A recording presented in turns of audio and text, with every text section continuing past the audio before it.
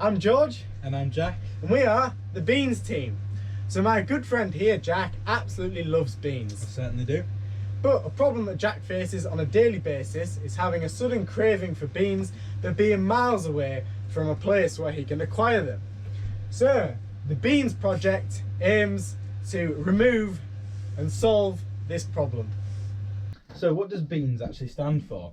So it stands for Bean Export Aerial Navigation System. That means that we're going to have a fully autonomous aerial vehicle. Lovely drawing here. So what it's going to do is it's going to autonomously take off and fly around and scan a field. Within that field there will be Jack with a lovely table in front of him demanding beans now. The beans will then locate him and accurately airdrop in a tin of beans to land on the plate, and thus satisfying Jack's craving for beans. So the project in one go is obviously extremely large. So the project has been broken down into 5 key steps.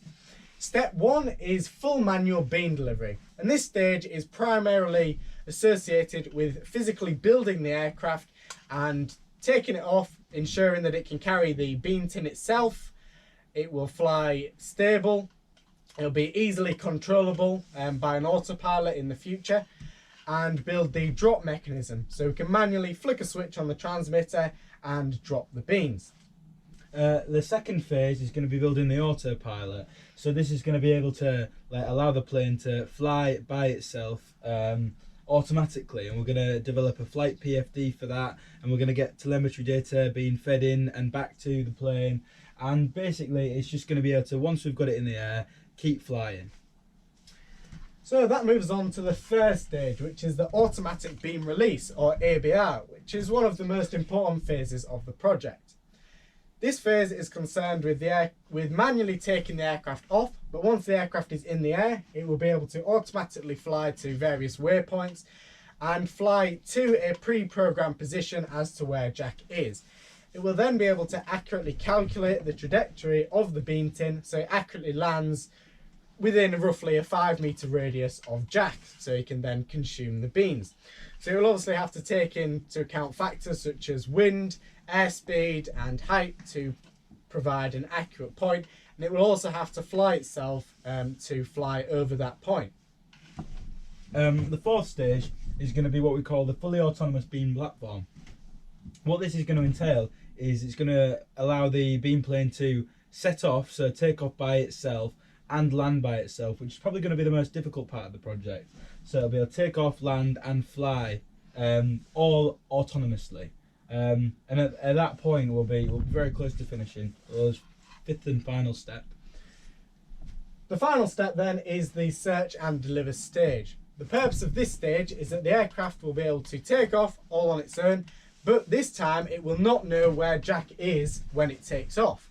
It will then automatically scan a certain range, so for example a field, using most likely an optical recognition system that will be able to pick up an easily identifiable feature such as a red plate. It will then be able to accurately position itself and drop the beans onto this plate, thus completing the beans system. So, although this project started out as a little bit of a joke between me and Jack, one day when we were sketching some notes, we soon realised that this system, if fully developed, has a large number of real-world applications.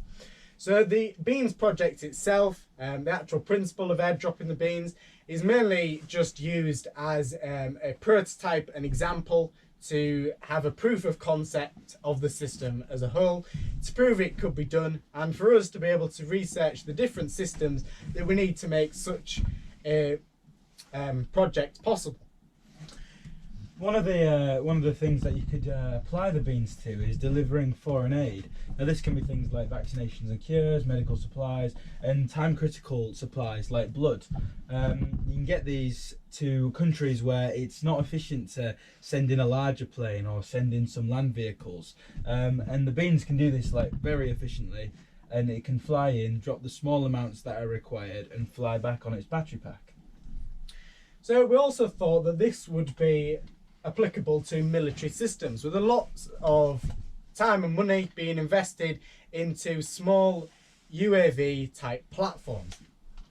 So with the Beans being a relatively small aircraft being constructed out of firm and lightweight materials, it will be able to fly under the radar, so not detected by radar. And even at this scale, something the size of a bean tin could be packed with various electronics. So for example, trackers, audio listening devices, scanners, a whole host of technology. And obviously as you scale the project up to maybe sort of a 5-meter wingspan, you could really increase the capacity of things you could fly that would be incredibly useful for a military systems. So linking back to the foreign aid as well, the Beans is designed, or the current Beans is designed to be built incredibly cheap. So this means that a lot of them can be produced and bought by charities who particularly might not have a lot of money, and then it's also not as much of a loss if these aircraft crash. Finally, we also have search and rescue possibilities, and this particularly uses the camera and scanning functionality in the 5th and final phase.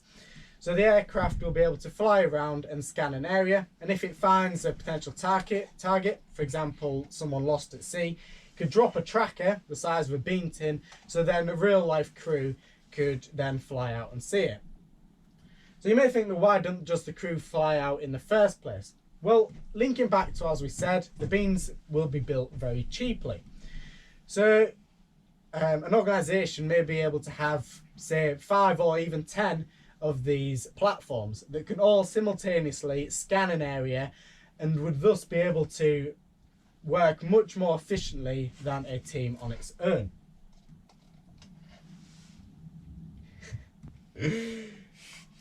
And there's obviously lots more potential for the Beans as a whole.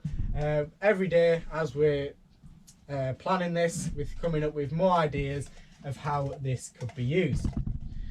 So I'd like to thank you very much for watching this introduction to the Beans, and hopefully we will be releasing the phase 1 test video, which will be the full automatic Bean delivery, in the next few weeks. Indeed.